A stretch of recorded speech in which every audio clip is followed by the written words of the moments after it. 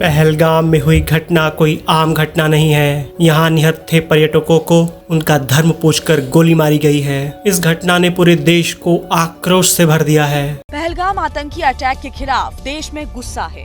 देश भर में पाकिस्तान के खिलाफ प्रदर्शन हो रहे हैं। इस आक्रोश से यदि आप भरे हुए हैं और यदि आप स्वयं से यही पूछ रहे हैं कि एज अ हिंदू आप क्या कर सकते हैं, तो ये वीडियो आपके लिए है।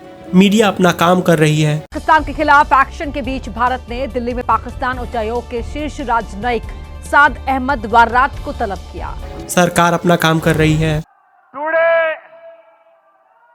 From the soil of Bihar. सेना अपना कार्य करेगी और खुफिया विभाग भी अपना काम करेगा, पर हम हिंदुओं का क्या कर्तव्य है, ये वीडियो आपको बताएगी।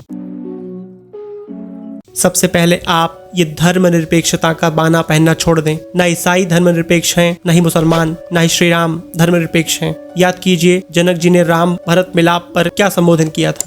हे राम, अपने धर्म पर तुम्हारी दृढ़ता देखकर इस समय देवता भी तुम्हारी वंदना कर रहे हैं।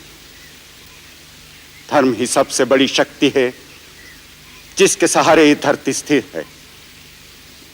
शास्त्रों के अनुसार तीनों लोक में धर्म से बड़ा कुछ भी नहीं।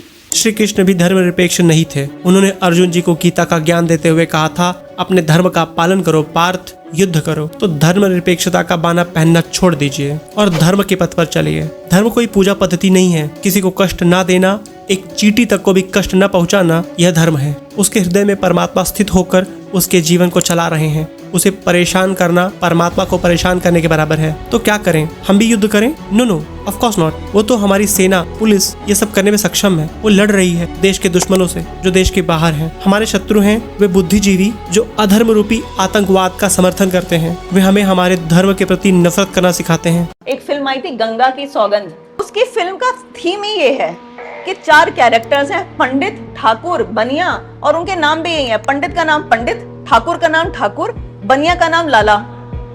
हाँ, और एक शेड्यूल्ड कास्ट का आदमी है, उसका नाम है कल्लू, वो प्राण है। और हीरो कौन है? अमिताभ बच्चन। तो पूरी फिल्म का थ्योरी ये है कि कल्लू को तीनों ने बहुत परेशान किया, लेकिन रहीम चाचा ने उसको बिल्कुल इंसान समझा।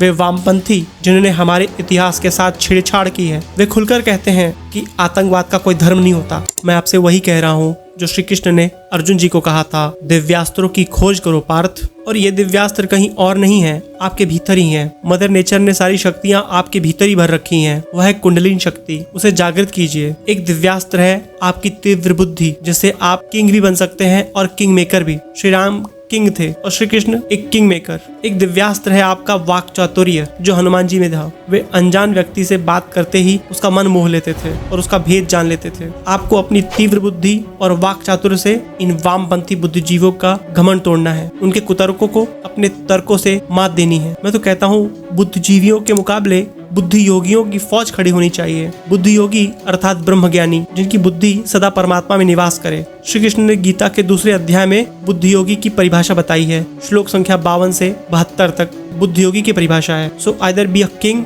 और अ किंग मेकर। बुद्धिजीवियों को लगता है कि वो किंग मेकर हैं और श्री कृष्ण के अनुसार बुद्धि योगी किंग मेकर होते हैं। फॉर एग्जाम्पल, श्री विश्वामित्र जी और श्री अगस्त्य ऋषि ने श्री राम जी को शस्त्र दीक्षा दी थी। भगवान परशुराम ने श्री कृष्ण को सुदर्शन चक्र दिया था